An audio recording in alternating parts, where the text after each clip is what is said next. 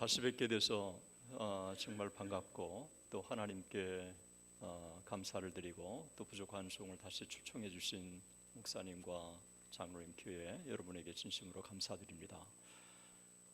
안성수 목사님 통해서 지난 선교동원 세미나 때 많은 분들이 선교에 헌신하셨다고 얘기 들었습니다. 한 해 동안 하나님께서 크신 은혜로 여러분들을 붙드시고 계속해서 선교하는 교회가 되었으면 좋겠습니다. 또 제게도 참 그 집회 동안에 큰 은혜를 주셨는데 그 이후에 뉴저지에서 그 한국에서 한 13분의 목회자가 오시고요.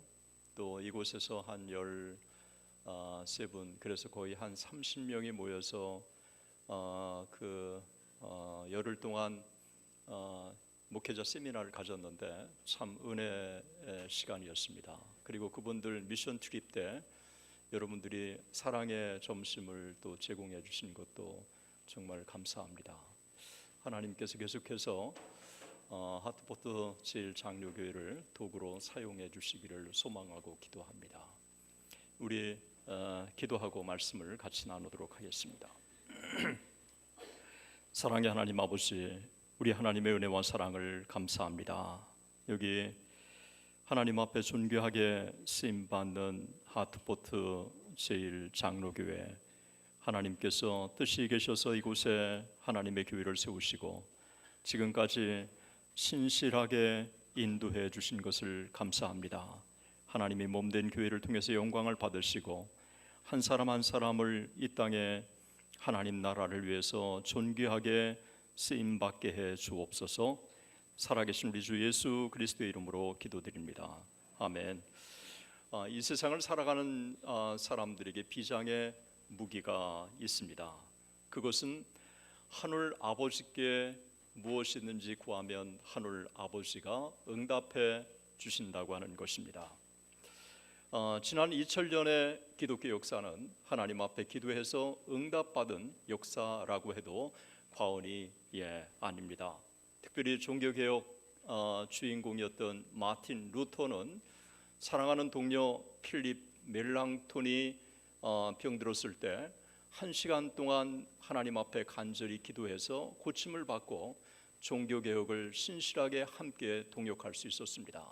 마틴 루터는 하루에 3시간씩 기도했던 기도의 사람이었습니다. 어디 마틴 루터만 기도하는 사람이었을까요? 스코틀랜드 종교개혁자 존 낙스, 그리고 청교도의 대부라고 할 수 있는 리차드 백스터, 그리고 감리교 창시자 요한 웨슬리, 그리고 인디안 선교 개척자 데이빗 브레이너드, 1차 대각성 운동의 주역이었던 조나단 에드워즈, 다 기도의 사람들이었습니다.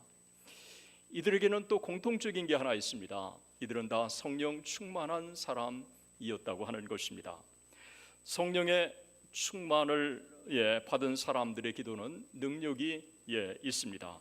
하늘의 보좌를 움직이는 위대한 힘이 있는 것입니다. 그런데 성령 충만은 저절로 되는 것이 아니라 하나님 앞에 성령의 충만을 달라고 간구할 때 성령의 충만을 받을 수가 있는 것입니다. 성령은 예수 그리스도를 구주로 영접했을 때 우리 안에 내주하시지만 동시에 하늘 아버지께 구하면 우리 가운데 충만히 부어주신다고 약속해 주신 것입니다. 저는 누가복음의 저자가 누가이고 동일한 저자가 사도행전의 저자이기도 합니다. 이 누가는 성령 충만을 친히 경험한 사람이었다고 그렇게 보고 있습니다. 성경학자들은 이 누가가 안디옥 출신이었다고 그렇게 보고 있고요.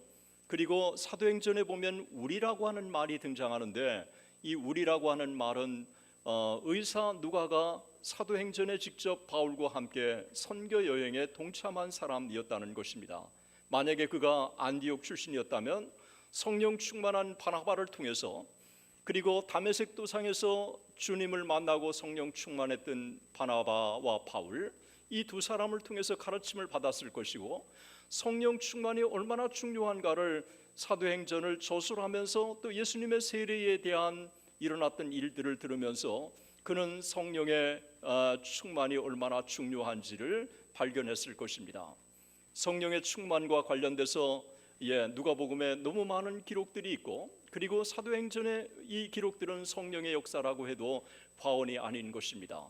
기도와 성령 어떤 관계가 있는가를 본문처럼 우리에게 선명하게 보여주는 게 없는 것입니다.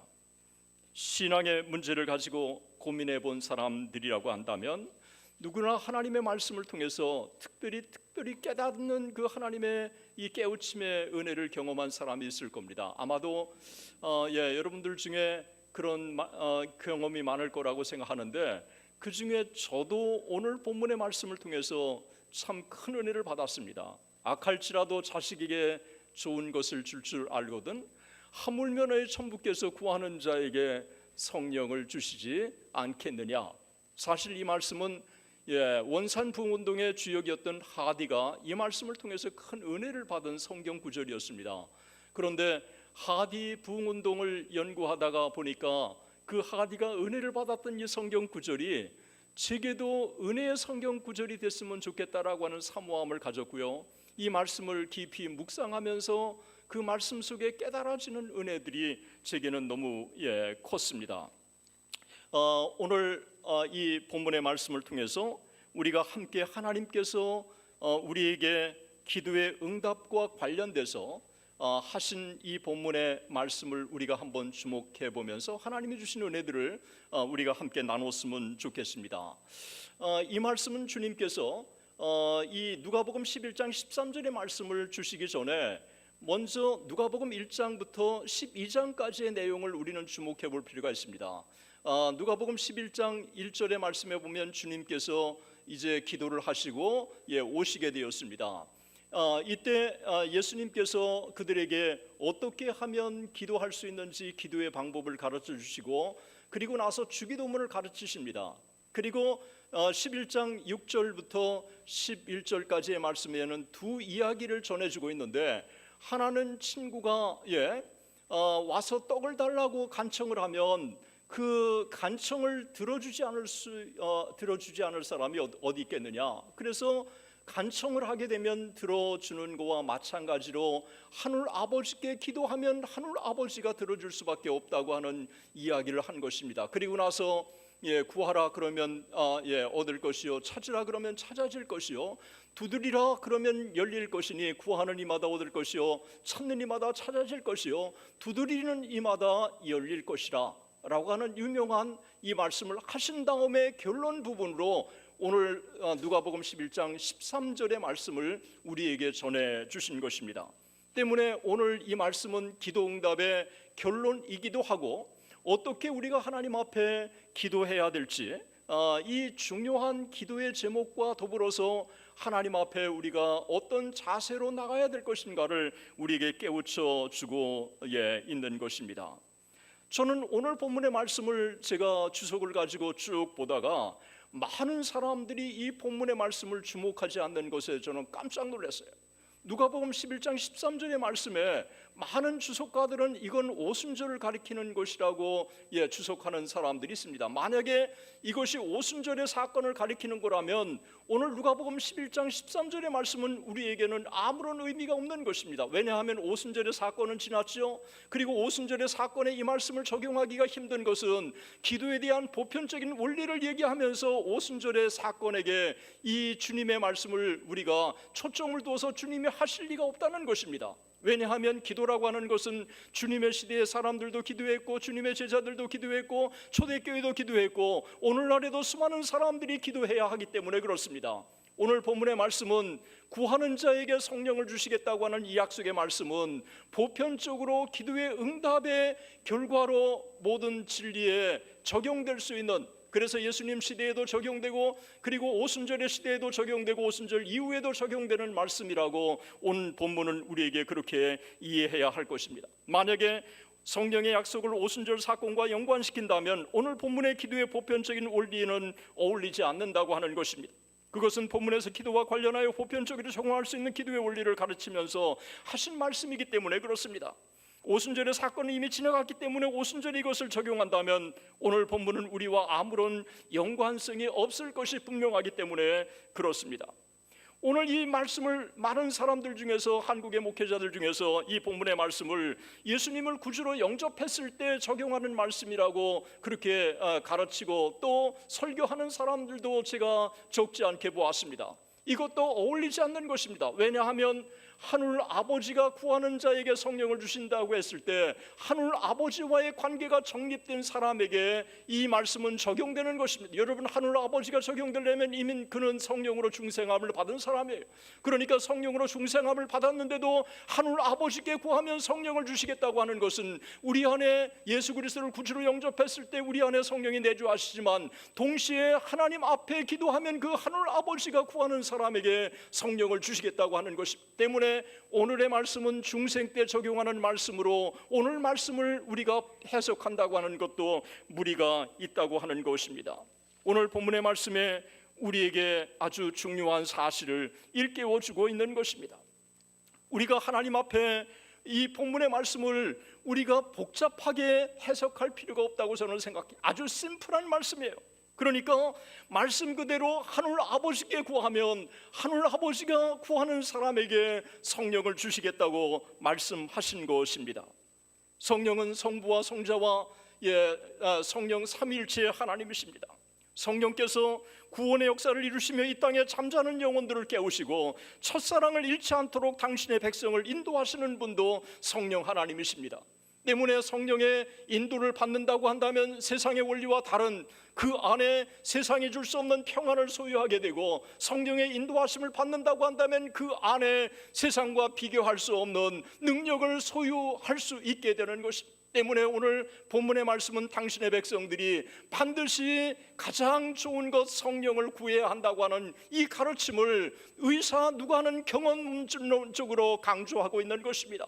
의사 누가는 주님이 세례 받으실 때 이야기 스토리도 들었습니다. 세례 받으실 때 스토리에 보면 마태복음, 그 다음에 마가복음, 요한복음의 다른 복음에 예수님의 소위 이 세례 받으실 때 이 스토리는 그냥 세례를 받으실 때 성령이 비둘기같이 임했다고 기록하고 있지만 의사 누가는 아주 첨예하게 그 소식을 아주 분석적으로 표현하고 있습니다. 세례를 받으시고 그가 기도할 때 하늘에 성령께서 그 가운데 임하셨다고 하는 것입니다. 기도의 결과로 성령이 임하셨다고 하는 것을 의사 누가는 예수님의 세례에서 가르쳐 주고 있는 것입니다. 웨스민스터 신앙고백에 보면 Holy Ghost eternally proceeding from the Father and the Son, 성령은 아버지와 아들로부터 영원히 나오신다라고 기록하고 있습니다. 성령은 우리 안에 내주하시지만 구하게 되면 그 성령은 어제도 나오시고 오늘도 나오시고 내일도 나오시는 것입니다. 때문에 우리가 하늘 아버지께 끊임없이 성령을 달라고 간구해야 될 이 중요한 것을 오늘 본문이 우리에게 일깨워주고 있습니다. 여기 조나단 에드워즈, 우리 지난번에 여러분들과 특강했던 조나단 에드워즈가 뭐라 그랬습니까? 성령은 축복 중에 최고의 축복이다. 이 성령을 교회가 간구해야 되고 개인이 간구해야 되는 것은 교회에 주어진 하나님의 거룩한 뜻이다 라고 그렇게 이야기를 했습니다. 저는 오늘 본문의 말씀을 묵상하다가 오늘 본문의 말씀은 적어도 세 가지를 우리에게 일깨워 주신다고 하는 것을 제가 깨달았습니다. 첫 번째는 하늘에 계신 아버지께서는 당신의 백성에게 성령을 주시기를 원하신다고 하는 것입니다. 하물며 구하는 자에게 성령을 주시지 않겠느냐. 오늘 본문의 말씀은 우리들에게 성령을 주시겠다고 하는 아주 강력한 약속, 그리고 그 성령은 아버지가 주신다고 하는 것을 우리에게 분명히 말씀해 주고 있습니다. 저는 이제 신학을 공부를 하고 이 성경의 말씀을 그냥 신학적으로 많이 풀어가는데 그냥 익숙한 사람입니다. 그런데 어느 날 성경을 쭉 보다가 성경은 단순하게 그냥 말씀 그대로 보는 게 좋겠다라고 하는 생각이 좀 들었고요. 또 하나님의 말씀은 액면 그대로 그냥 순수하게 받아들이는 게 믿음으로 말미암아 의롭다함을 받는다고 하는 것을 믿음이 전제 조건이냐 아니냐, 예정은 이미 다 하셨기 때문에 이미 믿음 전에 중생의 은혜가 주어졌다. 뭐 이 지나치게 개혁주의 하이퍼 캘비니스트들은 그렇게 보고 있어요. 왜 그렇게 복잡하게 보는지 몰라요. 우리가 믿음으로 구원을 받는다면, 믿음이 하나님의 선물이라고 한다면 믿음을 통해서 우리가 구원을 이루는 줄로 믿습니다. 성경은 우리에게 오늘 구하는 자에게 성령을 주시겠다고 하는 것은 단순한 것입니다. 복잡하지 않은 것입니다. 구하는 자에게 성령을 주시겠다고 하는 이 말씀은 아버지가 구하는 사람들에게 성령을 주시겠다고 하는 것입니다. 저는 오늘 본문의 말씀은 또 한 가지를 우리에게 교훈해 주고 있다고 하는 것입니다. 이 세상에 가장 귀한 것은 성령이라고 하는 것입니다. 마태복음 7장 11절에도 동일한 말씀이 등장합니다. 악할지라도 자식에게 좋은 것을 줄 알거든 하물며 너희 천부께서 구하는 자에게 좋은 것을 주시지 않겠느냐. 이 마태는 하늘 아버지께 구하면 하늘 아버지가 좋은 것을 주신다고 했는데, 의사 누가는 그 좋은 것이 뭐냐, 이 세상에 가장 좋은 것이 뭐냐, 가장 좋은 게 성령이라는 거예요. 그래서 구하는 자에게 성령을 주시지 않겠느냐라고 의사 누가는 말씀해 주고 있는 것입니다. 성경학자들은 누가복음을 61년에서 63년까지 기록했다고 그렇게 보고 있습니다. 만약에 이것이 맞다면 30년 동안 오순절에 일어난 사건 이후 30년 동안 진행된 놀라운 성령의 기름 부으심의 이와 같은 역사를 피부로 목도한 사람이 누가였다고 하는 것입니다. 그래서 이 누가는 1장 3절에 고백한 대로 그 모든 일을 근원부터 자세히 미루어 살피면서 성령의 역사를 생생하게 그가 확인했을 것이라고 하는 것입니다. 때문에 오늘 본문의 말씀은 주님이 친히 기도하시고 나서 성령이 부으시는 경험을 하신 것처럼, 그리고 의사 누가가 안디옥에서 놀라운 은혜를 경험한 것처럼, 그리고 그가 의사 누가였지만 역사가로서 있었던 이 30년의 역사를 하나하나 기록한 것을 그가 정리하면서 주님이 구하는 자에게 성령을 주시겠다고 하는 이 약속이라고 하는 것은 그 의사 누가의 경험론적인 고백이라고 하는 것입니다. 여러분, 이 땅에 우리가 어떻게 이 세상을 살아갈 수 있을까요? 여러분, 이민자로서의 삶을 어떻게 우리가 살아갈 수 있을까요? 목사로서의 삶을 어떻게 우리가 살아갈 수 있을까요? 우리의 힘으로는 한계가 있다는 것입니다. 그러나 성령 하나님을 의지하고 성령 하나님의 충만을 받으면 성령 하나님이 우리를 인도해 주신다고 하는 것입니다. 하늘 아버지께 구하면 하늘 아버지가 가장 좋은 것 성령을 주시겠다고 하는 이 약속. 그래서 가장 여러분 이 진리를 발견한 것을 보화라고 얘기하지 않습니까? 그래서 다른 모든 재산들을 다 팔아가지고 그 보화를 사고 싶은 게 바로 이게 그 사람의 심정이고, 또 이게 성경 주님이 말씀하시는 것입니다. 때문에 구하는 자에게 성령을 주시겠다고 하는 것, 가장 좋은 것을 주시겠다고 하는 이 약속, 이거는 우리가 감추인 보화를 캐내는 것처럼 우리가 하나님 앞에 나가서 이와 같은 은혜를 우리가 구해야 한다는 것입니다. 제가 이 말씀을 좀 더 자세히 좀 이해하고 싶어서 몇 명의 주석을 제가 좀 봤습니다. 몇 명의 주석을 보니까 이 주석들이 이렇게 말씀을 하고 있습니다. 박윤선 목사님이 이렇게 얘기했습니다. 이 말씀은 우리가 구할 것이 무엇보다도 신령한 은혜라고 하는 것을 암시하신다. 우리가 물질을 구할지라도 하나님은 그것 대신 신령한 은혜를 주시기를 원하시는 것이 이 본문의 말씀이다.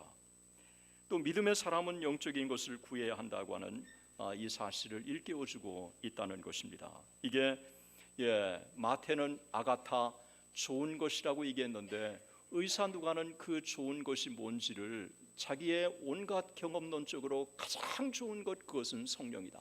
그래서 구하는 자에게 성령을 주시겠다고 말씀하신 것이다. 이게 요한 켈빈이 지적하고 있는 주석이었습니다. 저는 핸드릭슨이라고 하는 사람의 주석에 보니까 은혜가 됐습니다. 그가 이렇게 얘기합니다.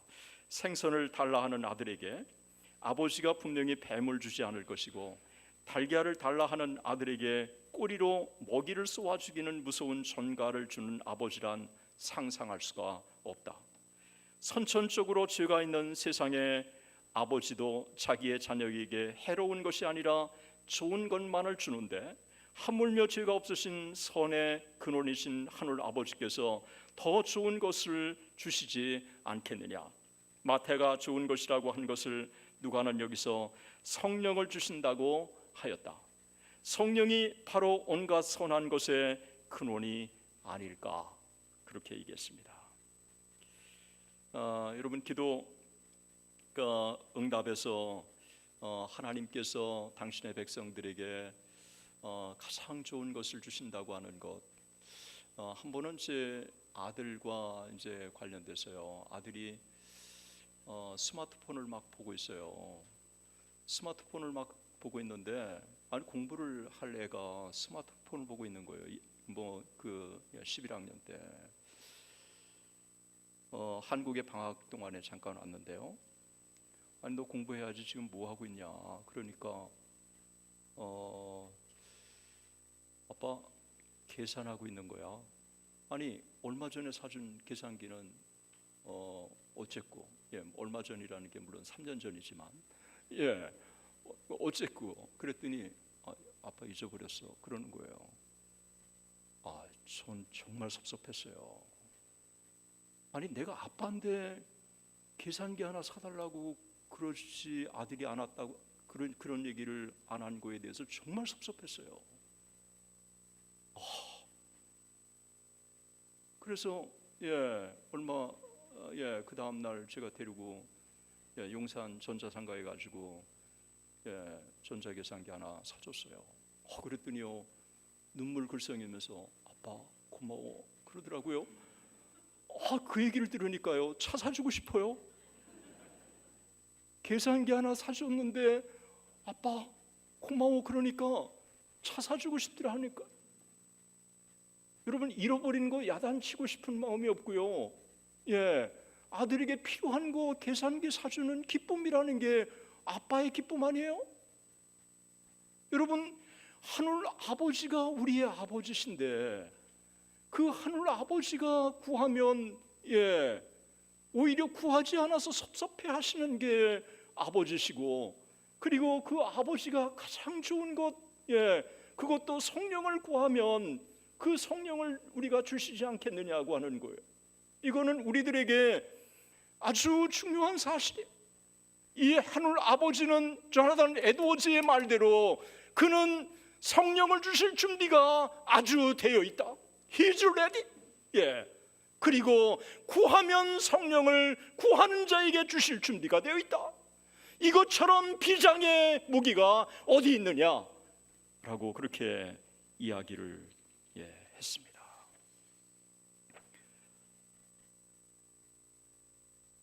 하늘 아버지가 자녀들에게 주시기를 가장 원하시는 게 성령 하나님이시라고 한다면 우리가 믿는 사람은 성령 하나님을 구해야 하는 것입니다. 이를 위해서 어떤 대가라도 지불할 각오가 되어 있어야 하는 것입니다. 마치 보물을 사기 위해서 자기 재산을 다 팔아 사야 하듯이 성령을 받기 위해서는 우리는 물질과 시간과 그 외에 어떤 다른 것을 희생할 각오가 되어 있어야 합니다. 그러나 그렇게 희생을 해야 성령을 주시겠다고 약속하시지 않았어요. 구하는 자에게 성령을 주시겠다고 약속하셨다고 하는 것입니다. 저는 올 한 해 동안 저는 여러분들이 성령이 우리 안에 내주하시지만 하나님 아버지께 성령을 구해서 성령의 충만을 받아 성령이 인도하시는 한 해의 삶이 되기를 주의 이름으로 축원합니다. 여러분들의 안에 기쁨이 있을 것이고요.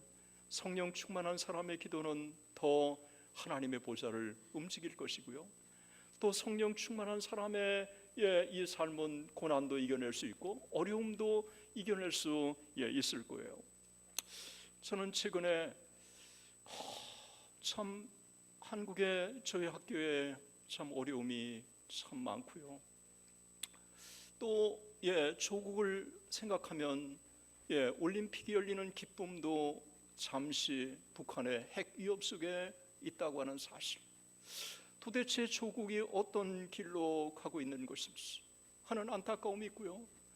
또 이 자녀들을 보면 자녀들이 이제 직장 생활도 하고 또 졸업을 앞두고 있는데 저들의 미래가 어떨 것인지라고 하는 이런 것들도 있고요.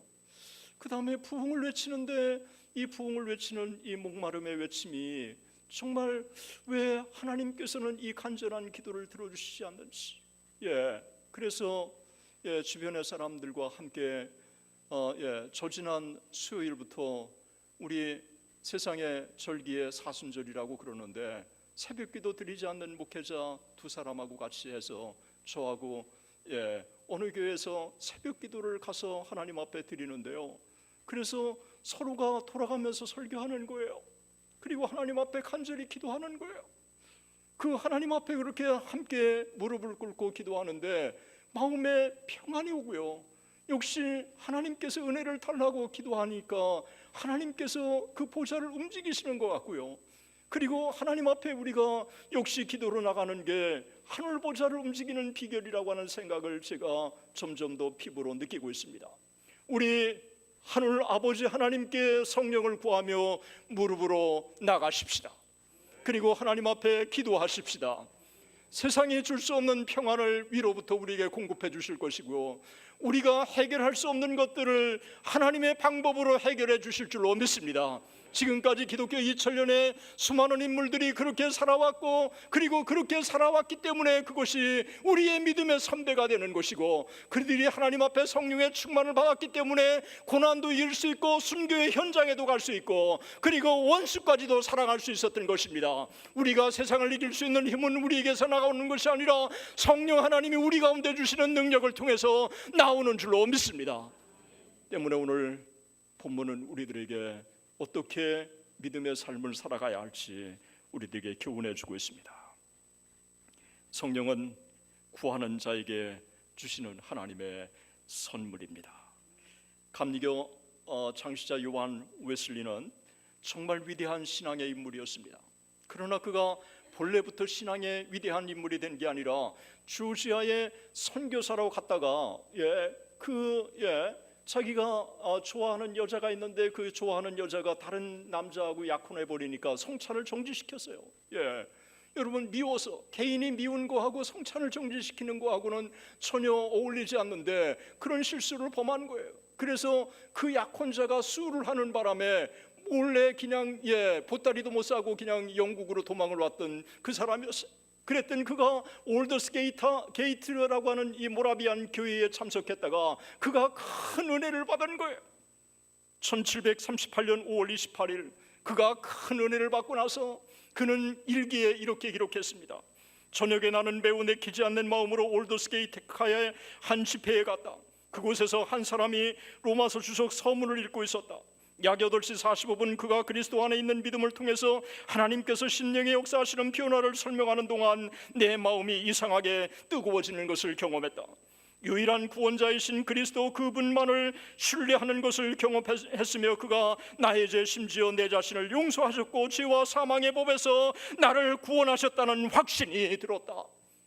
그 이후에 요한 웨슬리의 설교가 달라졌고 요한 웨슬리는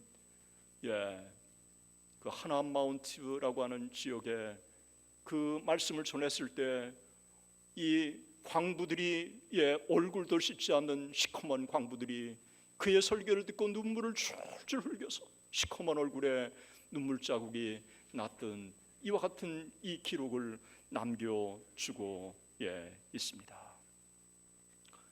하나님의 특별한 이 성령의 기름 부으심의 은혜를 체험했을 때 그가 달라진 것입니다. 어디 요한 웨슬리 뿐이겠습니까?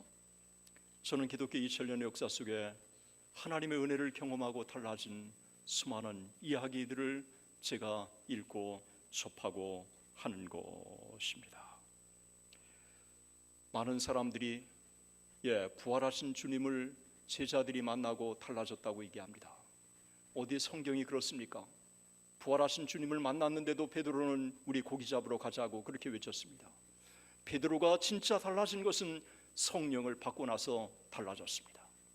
제자들이 오순절에 성령을 경험하고 나서 사람을 두려워하는 존재가 아닌 하나님을 두려워하는 존재로 바뀌게 된 것입니다.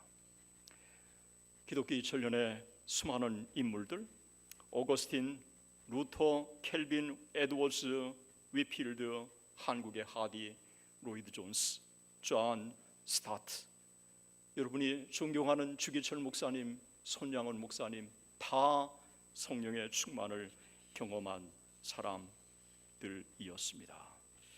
1996년 교경 옆에서 오카노 목사님은 이런 고백을 목회자들 앞에서 했습니다. 만약 하나님께서 종이와 펜을 주시면서 속히 응답 받았으면 하는 기도 제목이 있다면, 한 가지만 적으라 라고 하신다면 여러분들은 무엇을 쓰시겠습니까? 만약 하나님이 저에게 물으신다면 저는 두말하지 않고 오 주여 성령을 주옵소서, 성령으로 충만케 하옵소서라고 말할 것입니다. 1996년은 어떤 해인지 압니다. 그는 1989년 알지 못하는 병에 그는 걸려서 정말 어떻게 해야 할지를 몰랐습니다. 1993년까지 4년 동안 그는 고통 가운데 있었습니다. 그리고 다시 단에서 로마서를 올려놓으면서 말씀을 통해서 성령 하나님을 의지하게 되었고, 그가 성령 하나님의 이 존귀하신 이 역사를 그가 피부로 체험을 하게 된 것입니다. 성령 충만은 단회적인 게 아니라 반복적인 줄로 믿습니다. 우리가 한 번 충만을 받는 게 아니라 계속해서 충만을 받는 것입니다. 제가 사랑의 교회 가끔 설교를 하러 갑니다. 오카노 목사님이 계실 때 여러분 거기 보면 사무실이 있고요, 늘 주석이 펴져 있어요. 그리고 오른쪽 문이 있고 화장실로 들어가는 문에 작은 침대가 하나 있고요, 방석이 밑에 깔려 있어요. 그 방석 이 양쪽이 움묵 들어가 있어요. 침대를 엎혀놓고 무릎을 꿇고 그가 하나님 앞에 간절히 기도했기 때문에 그래요. 제자 훈련이 사랑의 교회의 원동력이라고 많은 사람들이 생각하는데, 그의 무릎으로 기도하는 하나님 앞에 나가는 간절한 기도가 없었다면, 성령 충만을 그렇게 사모하는 그 간절함이 없었다면, 그 사랑의 교회 그의 메시지는 그렇게 강력하지 않았을 것이라고 생각을 하는 것입니다. 우리가 하나님 앞에 기도하고 또 간구해야 할 가장 소중한 제목이 뭘까요? 성령의 기름 부으심의 은혜를 우리가 사모하고 기도하는 것입니다. 구하는 자에게 성령을 주시지 않겠느냐? 구하는 자에게 성령을 주시지 않겠느냐? 이 아침에 우리 모두 이 약속의 말씀을 붙들고 우리 이 한 날 그리고 이 한 해 믿음으로 승리하시는 우리 모두가 되시기를 주님의 이름으로 축원합니다. 기도하겠습니다. 사랑의 하나님 아버지, 우리 하나님의 은혜와 사랑을 참으로 감사합니다. 이민자로 이 땅을 살아가면서 나그네의 삶을 살아가는 우리들에게 하나님 아버지, 이 나그네의 삶에서 승리할 수 있는 비결은 우리의 힘에서 나오는 것이 아닌 하늘로부터 우리에게 임하시는 성령을 통해서 이신 줄로 믿사오니, 구하는 자에게 성령을 주시겠다고 약속하신 주님, 우리가 성령으로 충만해서 이 험한 세상을 승리하며 살아가는 우리 모두가 다 되게 하여 주옵소서. 그래서 하나님이 세우신 교회가 존귀하게 쓰임받게 하시고, 우리 한 사람 한 사람들이 존귀한 그릇으로 쓰임받게 하시고, 우리의 자녀들이 성령의 사람이 돼서 이 나라와 이 민족을 위해서, 세계를 위해서 존귀하게 쓰임받는 은혜가 있게 하여 주시옵소서. 우리의 조국 교회를 불쌍히 여겨주시고 우리의 조국을 하나님께서 지켜주셔서 하나님을 두려워하는 민족, 하나님을 경외하는 민족, 하나님 앞에 돌아가는 민족이 되게 해주시고, 북한의 핵을 포기하고 통일의 그날이 속히 앞당겨지게 해주셔서 아버지 평양 그곳에 다시 한번 장대현 교회에 아버지 새벽종이 울리는 것처럼 마음 놓고 하나님을 섬기는 그날이 속히 오게 하여 주옵소서. 제2의 조국인 아버지 이 미국을 위해서 기도합니다. 아버지 이 미국이 다시 한번 하나님께로 돌아가는 역사가 있게 하여 주옵소서. 1차 대각성운동의 놀라운 성령의 기름 부심의 은혜가 다시 이 민족 가운데 임하는 역사가 있게 해주셔서 아버지 청교도들의 신앙이 회복되게 하여 주옵소서. 우리 하나님께 온전히 맡기옵고 믿사오며 살아계신 우리 주 예수 그리스도의 이름으로 기도드리옵나이다.